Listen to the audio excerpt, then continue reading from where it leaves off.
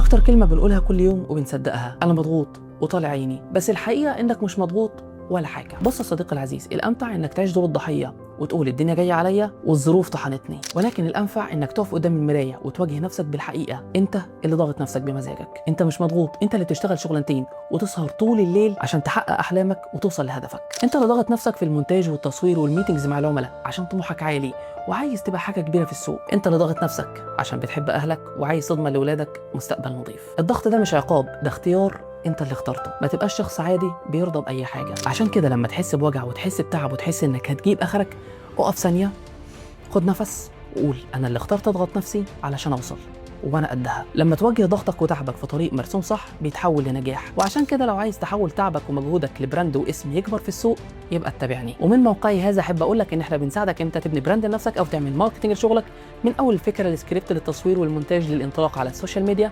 ده كان شوت قهوه بعدس الدرش. تابعني واستنى الشوت الجاي.